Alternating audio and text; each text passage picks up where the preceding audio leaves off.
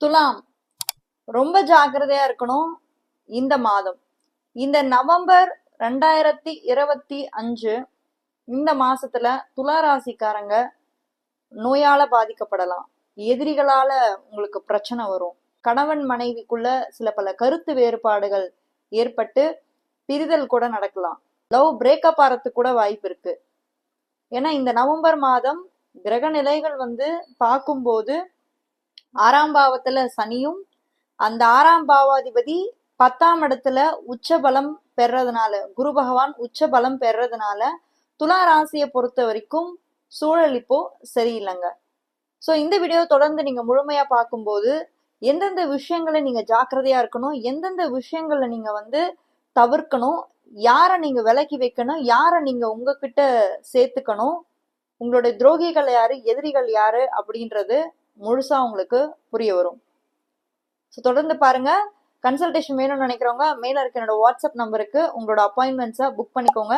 Subscribe பண்ணாம இன்னும் இந்த சேனலை பார்த்துட்டு இருக்கீங்க அப்படின்னா சப்ஸ்கிரைப் பண்ணி வச்சுக்கோங்க.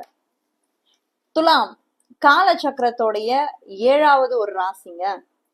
இந்த ராசியோடைய அதிபதி சுக்கிரன் இந்த ராசியில இந்த நவம்பர் மாதம் 2025 ஆட்சி பலம் பெறாரு. அதாவது இந்த நவம்பர் மாதத்துல உங்களுக்கு உங்களுடைய ராசிநாதனான சுக்கிரனே ஆட்சி. சோ எவ்வளவுதான் எதிர்ப்புகள் வந்தாலும், எவ்வளவுதான் பிரச்சனைகள் வந்தாலும், எவ்வளவுதான் எதிரிகளால நீங்க தாக்கப்பட்டாலும், எவ்வளவுதான் நோய் பிரச்சனை வந்தாலும், எவ்வளவுதான் ஹாஸ்பிட்டல் செலவு அத்தனை வந்தாலும் அதை பக்குவப்படுத்தி, அதாவது உங்க மனசை பக்குவப்படுத்தி அதை தாங்கக்கூடிய ஒரு சக்தி நிச்சயம் இந்த மாதம் உங்களுக்கு உண்டு.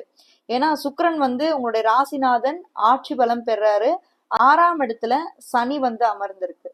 சோ பிரச்சனைகளை ஃபேஸ் பண்றதுக்கு தைரியமா ரெடியா இருந்துக்கோங்க.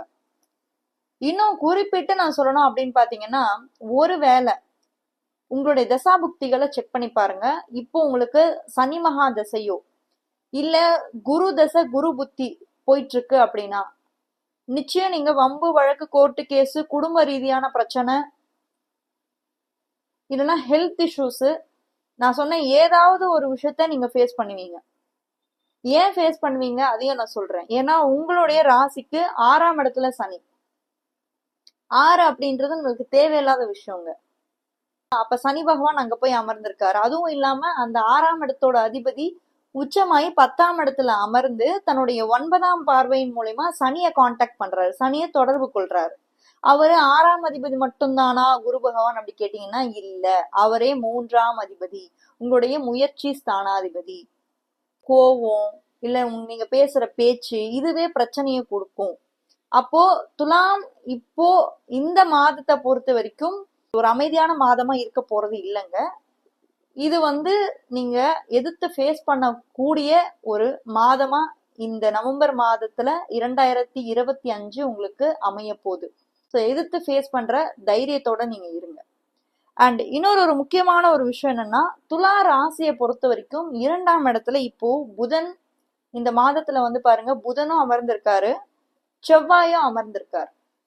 ஸோ குடும்ப ரீதியா பார்க்கும்போது குடும்பத்துல ஒரு சில சண்டைகளும் ஒரு சில பிரச்சனைகளும் ஒரு சில வாக்குவாதங்களும் நடக்கும். ஸோ கொஞ்சம் உங்க பேச்சு மட்டும் கொஞ்சம் பார்த்துக்கோங்க. ஏன்னா தேவையில்லாத ஒரு விஷயத்த ட்ரிகர் ஆகிற மாதிரி இப்ப இருக்க இந்த நவம்பர் மாச சூழல் இருக்கு. ஸோ கொஞ்சம் நீங்க உங்களுடைய பேச்சை மட்டும் கொஞ்சம் பார்த்துக்கோங்க. ஏன்னா 2ஆம் அதிபதி ஆட்சி. இந்த நவம்பர் மாசம் பாருங்க, செவ்வாய் 2ஆம் அதிபதி, அவரே 7ஆம் அதிபதி. யாராவது பிசினஸ்ல இருக்கீங்க, பிசினஸ் பார்ட்னர்ஷிப் இருக்கீங்க அப்படின்னாலும் கொஞ்சம் சுமூகமா போறதுக்கு பாருங்க, ஆர்கியூமெண்ட்ஸ் இல்லாம பாருங்க. ஏன்னா ஆல்ரெடி பாருங்க உங்களுடைய 6ஆம் அதிபதி 10ல போய் வர உச்சபலம் பெறுது. அப்ப கரியர்ல இருக்கும்போது இல்ல நீங்க வேலையில இருக்கும்போது யாராவது ஏதாவது உங்க 3வது மனுஷன், உங்களை பிடிக்காத ஒருத்தன் உங்களை பின் பாயிண்ட் பண்றதுக்கு வாய்ப்பு இருக்கு. உங்க பிடிக்காத ஒருத்தன் உங்களை கெடுக்கிறதுக்கு வாய்ப்பு இருக்கு. சோ இந்த நவம்பர் மாதம் நான் 2 விஷயம்தான், உங்களுடைய எதிரி ஸ்தானமான 6ஆம் பாவம் வலுப்பெறுது அப்படின்றதுனால கண்டிப்பா அதை நீங்க ஃபேஸ் பண்ணதான் போறீங்க, அதெல்லாம் தப்பிக்க முடியாது. இருந்தாலும் மன தைரியத்தோட இருங்க, எதையும் ஃபேஸ் பண்ணுங்க. அண்ட் உங்க பேச்சை மட்டும் கொஞ்சம் பார்த்து நிறுத்தி நிதானமா பேசுங்க. அது 2 விஷயத்த மட்டும் இந்த நவம்பர் மாதம் ஃபுல்லாவே நீங்க கேர்ஃபுல்லா இருக்கணும். சரிப்பா, எனக்கு இவ்வளவு பிரச்சனை இப்ப போக போகுது, இவ்வளவு பிரச்சனை நடந்துட்டு இருக்கு, ஏதாவது ரெமெடிஸ் இருக்கா, ஏதாவது கடவுளை வழிபாடு மூலியமா இல்ல கடவுள் வழிபடுறது மூலியமா எனக்கு ஏதாவது மாறுதல் நடக்குமா, இல்ல எனக்கு இதை ஃபேஸ் பண்றது கூட எனக்கு கொஞ்சம் கூட தைரியமே இல்ல, நான் என்னதான் பண்றது அப்படின்னு நீங்க கேட்டீங்கன்னா, இத ஃபேஸ் பண்றதுக்கு தைரியம் நீங்க வளர்த்துக்கணும். அதை வளர்த்துக்கிறதுக்கு தான் நீங்க கடவுள்கிட்ட போங்க, கடவுளை வழிபடுங்க அப்படின்னு நான் சொல்லுவேன். ஏன்னா நிறைய விஷயம் இருக்குங்க. ஒரு டாக்டர் கிட்ட போறீங்க அப்படின்னா, நோய் பிரச்சனை அப்படி இருக்குன்னா அவங்க என்ன கொடுக்குறாங்க, உங்களுக்கு மருந்து மாத்திரைகள் கொடுக்குறாங்க இல்லையா, உங்களை சரி பண்றதுக்கு. அதே மாதிரிதாங்க ஜோதிடமும். உங்க வாழ்க்கையில பிரச்சனைகள் இருக்கு அப்படின்னு நம்ம பார்க்கும்போது, எங்களால முடிஞ்ச சில கோயில் வழிபாடுகளோ இல்ல ராசிக்கற்கள், சில பேருக்கு நம்பிக்கை இருந்தா ராசிக்கற்கள் போடுவாங்க, அதெல்லாமும் உண்மைதான். எவ்வளவு தூரம் நம்ம அதை ஆத்மார்த்தமா பண்றோம், எவ்வளவு தூரம் நம்ம மனசார ஒரு விஷயத்த நம்ம தொடர்ந்து பண்றோம், பிராக்டிஸ் பண்றோம், சரியா பண்றோம். சரி, பிராக்டிஸ் பண்றோம், தொடர்ந்து பண்றோம், ஓகே. சரியா பண்றோமா? சரியா பண்ணா நிச்சயம் பலன் உண்டு. நீங்க வழிபட வேண்டிய கடவுள் இந்த மாதம் அப்படின்னு நீங்க பாத்தீங்கன்னா சனி பகவான வழிபடுங்க. காகங்களுக்கு உணவு வழங்குங்க. ஏன்னா சனி இருக்கக்கூடிய வீடு 6ஆம் பாவம். அது எதை குறிக்குது அப்படின்னு நீங்க பாத்தீங்கன்னா உங்களுடைய சர்வீஸுங்க, உங்களோட டெய்லி ரொட்டீன், உங்களோட ரொட்டீன் ஒர்க், நீங்க யாரு கூட இருப்பீங்க, இது எல்லாத்த பத்தியும் சொல்றது பாத்தீங்கன்னா இந்த 6ஆம் பாவகம் தான்.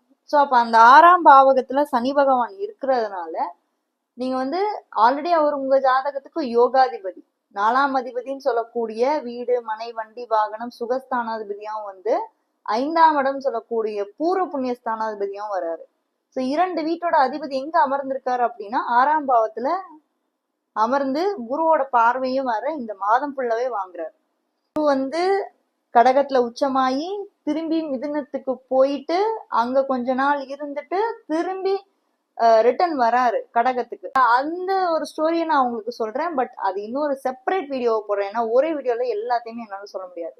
இப்போ இருக்க கோச்சார கிரகங்கள் இந்த நவம்பர் மாதத்தை மட்டும் நீங்க பாத்தீங்கன்னா சனி குரு ரொம்ப பலமா இருக்காங்க, ரொம்ப வலிமையா அமர்ந்திருக்காங்க. எதையும் ஃபேஸ் பண்ணக்கூடிய தைரியம் உங்களுக்கு இப்ப வரப்போகுது. ஸோ அதிகமா கடவுளுடைய வழிபாடு அதாவது என்ன சொல்றது, அதை ஃபேஸ் பண்ணக்கூடிய தைரியத்தை உங்களுக்கு கொடுக்கும். நாங்க கோயிலுக்கெல்லாம் அனுப்புறதே அதுக்குதாங்க. நம்ம கர்மாவை ஃபேஸ் பண்ணக்கூடிய தைரியம் நம்மளுக்கு வரணும். நம்மளுக்கு தெரிஞ்சிரும், ஜாதகத்தை பார்த்தாலே தெரிஞ்சிரும் இதுதான் நடக்க போகுது அப்படின்ற ஒரு இன்ட்யூஷன் எல்லா அஸ்ட்ராலஜருக்குமே வரும். ஆனாலும் அந்த கர்மாவை ஃபேஸ் பண்ணக்கூடிய தைரியம் யார் கொடுப்பா தெரியுங்களா? கடவுளால மட்டும்தான் கொடுக்க முடியும். அது உங்களுக்கும் புரியும் அப்படின்றத நான் நினைக்கிறேன். ஸோ துளாராசி கவலையே படாதீங்க, கடவுள் உங்க கூட இருக்காரு அப்படின்ற ஒரு எண்ணத்தை மட்டும் மைண்ட்ல வச்சுக்கோங்க. ஸோ லைஃப் உங்களுக்கு ரொம்ப ஸ்மூத்தாவே போகும். ஸோ உங்களுடைய கருத்துக்கள் என்ன அப்படின்றத மறக்காம கமெண்ட் செக்ஷன்ல சொல்லுங்க. இந்த வீடியோ நிறைய பேருக்கு ஷேர் பண்றது மூலியமா கண்டிப்பா அவங்களோட வாழ்க்கையில ஒரு மாற்றம் ஏற்படலாம். கன்னி ராசியை பத்தி தெரிஞ்சுக்கணும்னா இந்த வீடியோல ஃபர்ஸ்ட் கமெண்ட்ல கொடுத்துருக்கேன், மறக்காம அதையும் போய் செக் பண்ணுங்க.